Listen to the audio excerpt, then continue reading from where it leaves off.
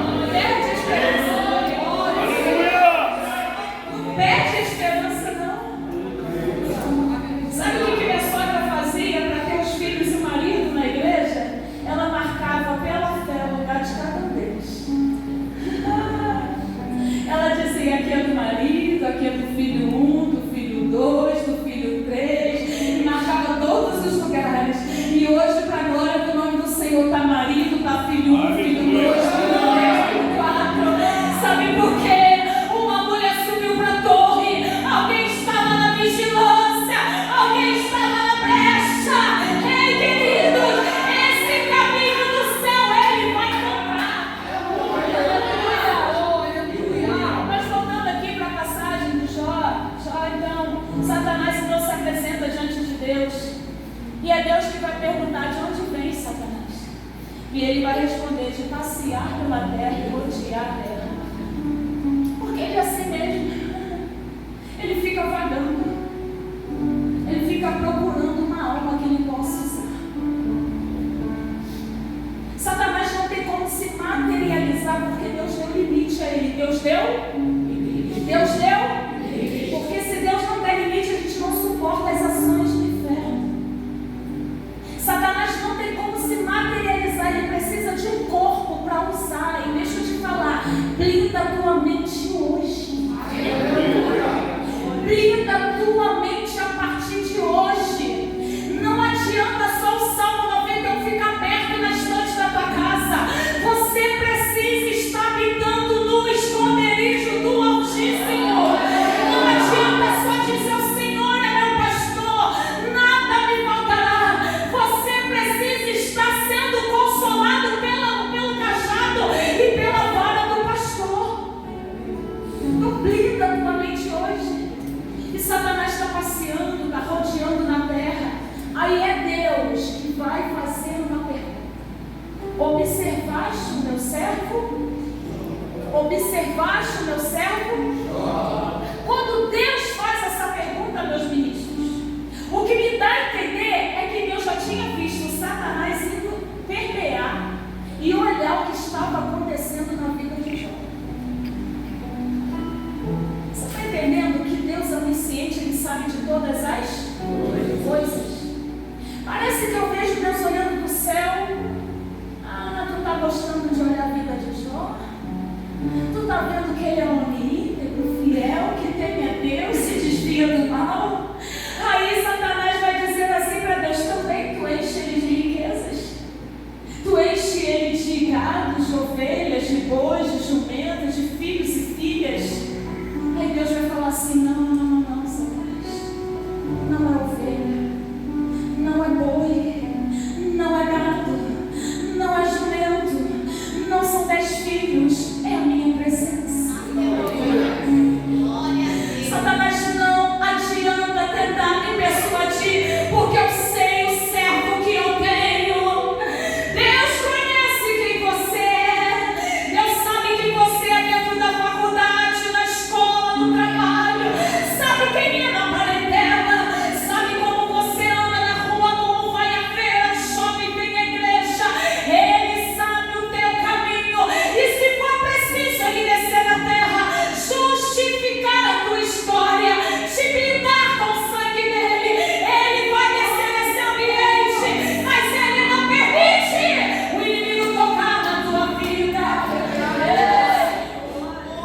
Glória a Deus. Ele conhece a história de Jó. Aí Satanás então tem a autorização do Pai, porque até para o inimigo nos tocar, o Pai precisa o quê? Autorizar. Nada acontece na sua vida sem a permissão de Deus. Foi cantado aqui: se Deus fizer, é Deus. Se Ele não fizer, Ele continua sendo Deus, mas tudo está debaixo da sua permissão. E agora Satanás então vai começar a tocar nas coisas, nos bens, na vida financeira. Jó tinha 7.000 ovelhas, 3.000 camelos, 500 juntas de bois, 500 jumentas, 7 filhos e 3 filhas, total de 10 filhos.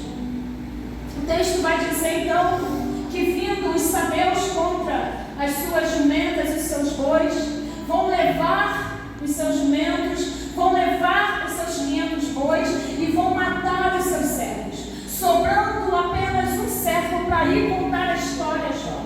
Jó está num dos seus cultos, Jó está num dia de adoração, porque Jó não perde a oportunidade de adorar. Se Jó veio para adorar e adora, veio doente, ele adora. Se Jó veio enfermo, ele adora. E agora vai vir então um dos seus servos e vai dizer: olha, estando eu junto com os servos no campo e as jumentas e os bois, vindo os sabeus, levaram todos, aleluia, presos, tomaram todos os jumentos, tomaram todas as juntas de bois, e só sobrou eu para vir contar a história. Jó aguenta, tá difícil, mas ainda tem camelo, tá difícil, mas ainda tem ovelha. O texto continua dizendo: estando eu no campo, aleluia, veio o fogo e queimou, aleluia, todas as suas ovelhas, as 7.000 ovelhas, e só sobrou eu para vir contar a história. Continua então Jó adorando, porque Jó está vendo que está perdendo na terra, mas Jó já ganhou no céu há muito tempo.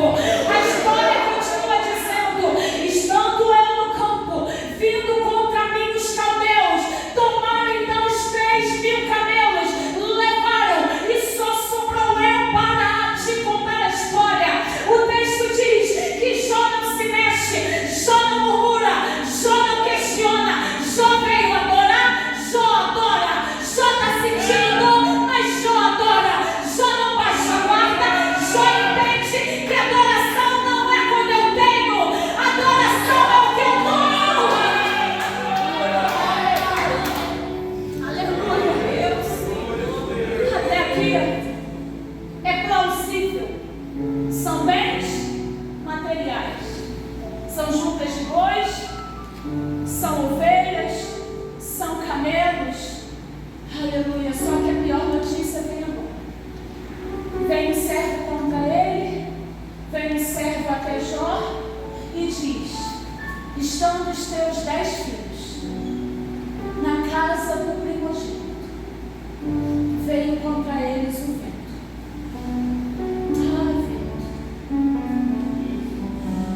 Quantos ventos têm passado na nossa cabeça? Ventos que arrancam lágrimas, ventos que levam vidas, ventos que destroem famílias, ventos que trazem traição para dentro de casa, ventos que trazem desamor para dentro de casa, ventos que tentam trazer divórcio para dentro de casa. E o texto vai dizer: vindo contra os seus 10 filhos no vento, morreram os 10.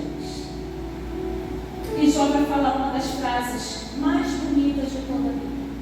Está no capítulo 1 e no versículo 21. Nu saí do ventre da minha mãe, e nu tornarei para mim. O Senhor deu e o Senhor tomou. Bendito seja o nome do Senhor. Eu tenho 2 filhas e eu não sei, não me imagino o que é perder uma das 2. Mas eu já passei pelo vale com elas. Quando a mais velha tinha 4 anos de idade, mais ou menos, eu fiz uma viagem, na época missionária, para Itaperuna, eu e meu marido, e deixamos as 2 com a avó. Quando eu estava a mais ou menos de 6 a 8 horas de viagem do Rio de Janeiro, Itaperuna, quem já foi em Itaperuna sabe que você chega no Acre e não chega em Itaperuna. É muito longe. Dependendo do trânsito, né, misericórdia. E eu tô lá, eu trabalhava no hospital na época, e uma amiga me ligou: Vivi, tá tudo bem? Eu: tá tudo bem, o que foi, amiga? Ela: olha só, tá tudo bem, tá? Eu: quando não tá tudo bem, tá? Já sabe que não tá. E eu falei: o que houve, Angélica? Fala logo. Ela falou: suas 2 filhas estão aqui na emergência. Uma das 2 estava com uma bronquite tão severa, uma asma tão agressiva, que ela precisou ir para a maca, para o oxigênio. E o que você faz a 8 horas de distância? Não tem como se teletransportar. Não tem como fazer feito Elias, entrar na carruagem de fogo e sair lá no hospital. Não tem como. Nós pegamos o carro e imediatamente voltamos para o Rio de Janeiro.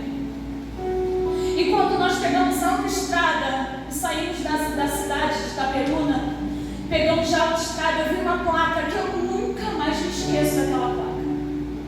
E dizia assim: mamãe, não corra. Eu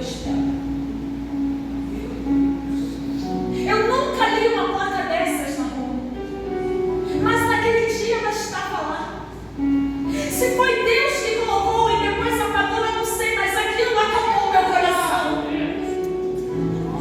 E eu estou falando de mim, de alguém que não perdeu filho, passou perto, porque a minha filha ficou muito grave. De todas as histórias que eu passei com as duas, eu sei que você também tem as suas com as suas filhas, seus filhos. A última foi agora, com essa que está aqui, e por esse motivo eu não estive aqui no ano passado. Por isso eu não contei no início. Ela entrou numa desidratação, desnutrição total. Ficou 11 dias internada no hospital. Dentro desses 11 dias ela precisou fazer alimentação venosa, de tão desnutrida que ela ficou, porque tudo que ela comia ela devolvia. Seu corpo não absorvia alimentos, seu corpo chegou a estaca zero de força. Ela não tinha força para ir andar no corredor e muito menos para tomar banho. Não foi Covid, não foi AVC, não era cólica renal, era apenas um processo do céu, mostrando para mim e para ela que a mão do Senhor ainda é na nossa vida. E dentro desses 11 dias eu cantei o louvor que a missionária cantou aqui. Eu sou teu Pai, é só chamar. Não preciso de formalidade, eu quero intimidade, eu sou teu Pai.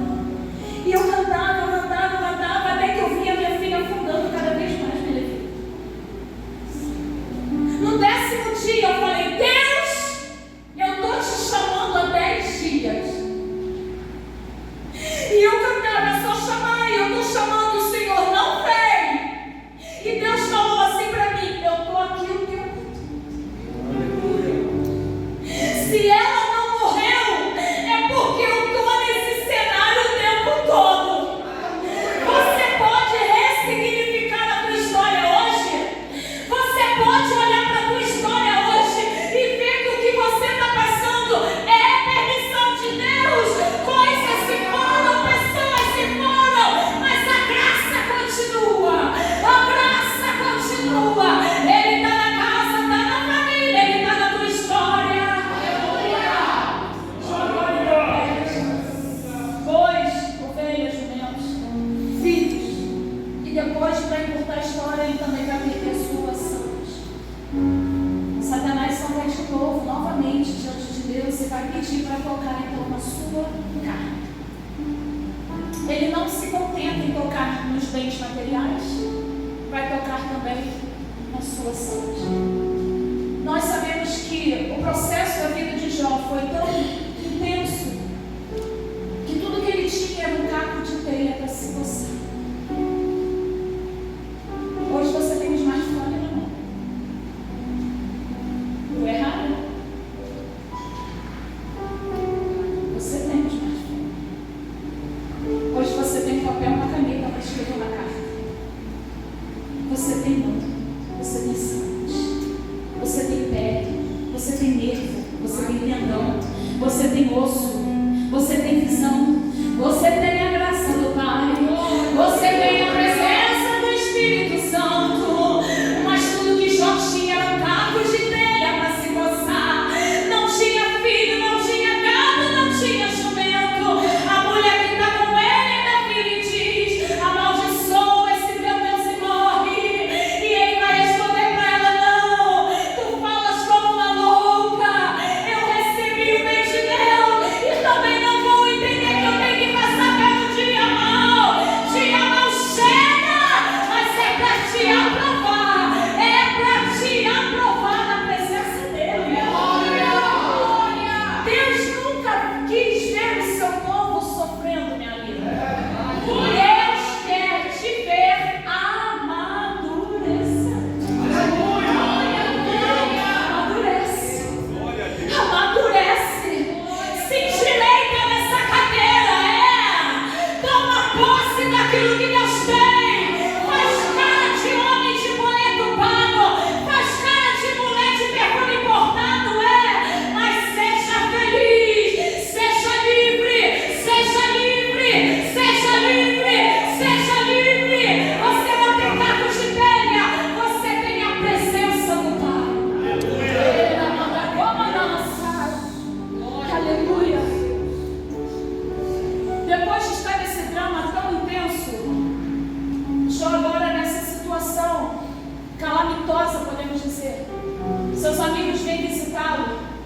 O texto diz que os amigos, avistando Jó, de longe não o reconhecem, porque ele estava totalmente mudado. As chagas, as úlceras tinham tomado todo o seu corpo. Não era mais, era como eu via minha filha, a 12 quilos emagrecida. Quem olhasse a Thalita naquela internação, pastora Luciana, eu vou passar para a senhora o vídeo depois. Eu vi essa semana.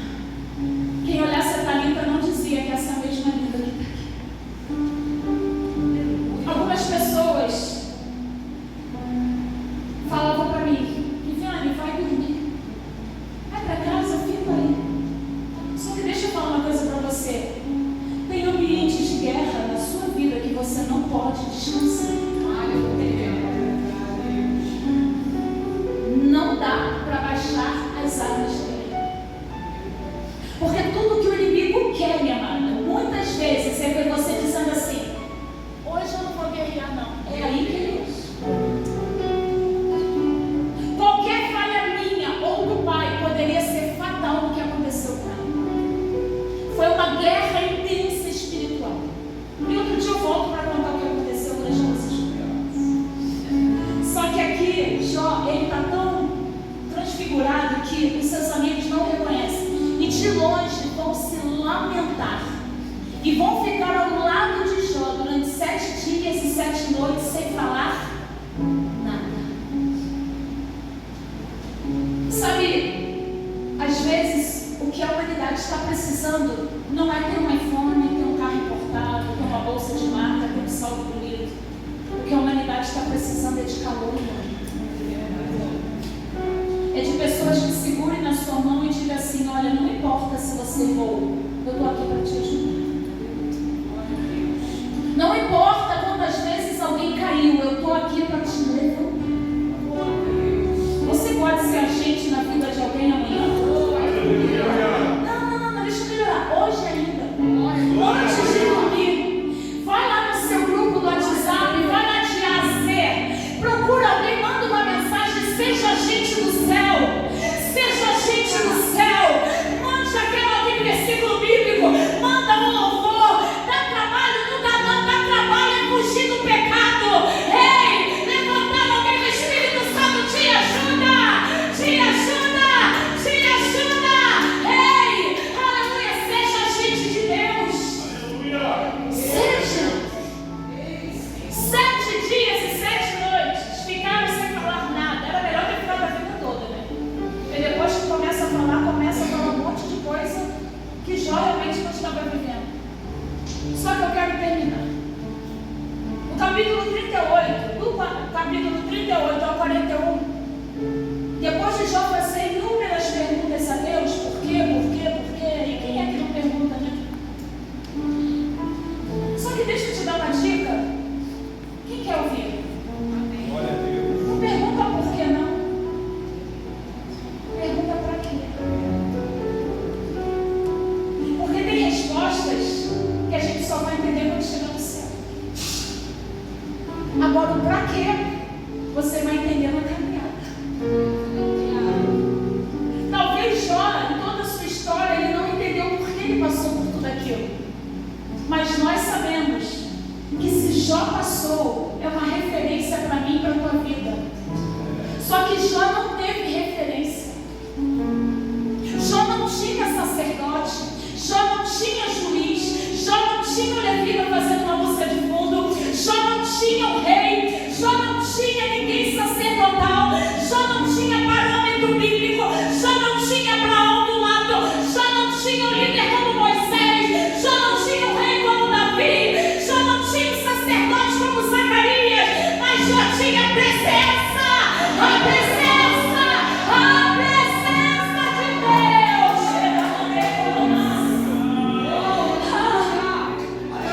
Ei, para de se questionar pelas ausências. Glorifique ao Pai pela presença.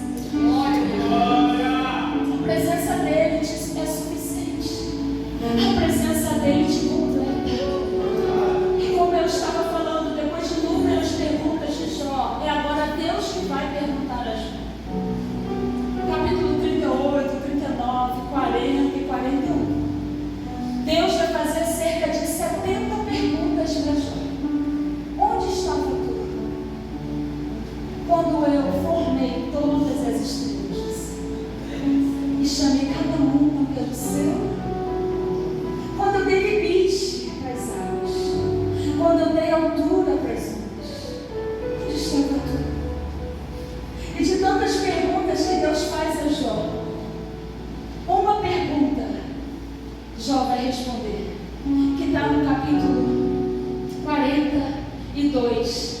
E ao versículo 2. Você coloca para mim, filho, por favor, para que todos possamos ler juntos. 42, 2.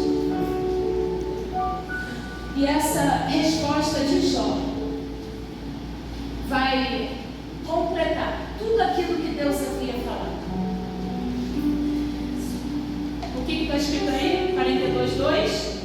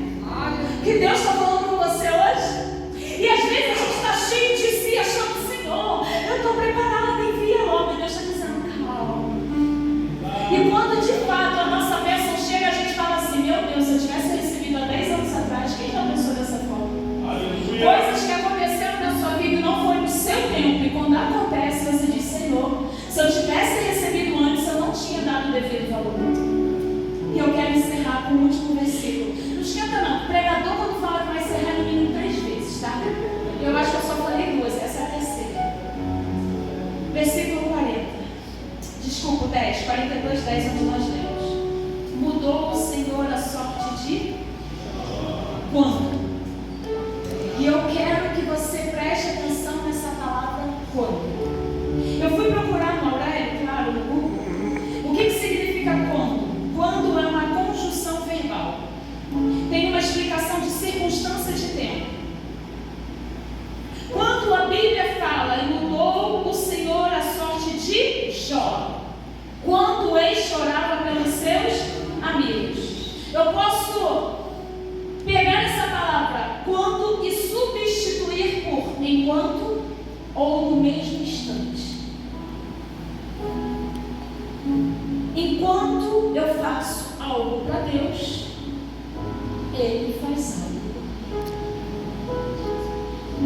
Enquanto Jó orava pelos seus amigos, o Senhor mudava a sua história. Deixa eu te lembrar uma coisa, eu tenho alguns minutos e já encerro. Jó aqui, enquanto está orando pelos seus amigos, ele não está curado. Ele não tem filho, ele não tem boi, ele não tem juntas de boi, ele não tem camelo, ele não tem ovelha, ele não tem nenhuma mulher do seu lado, ele não tem amigos do seu lado, está todo mundo dando as costas para ele, mas Deus está dizendo: estou enviando esses 3 homens para você orar.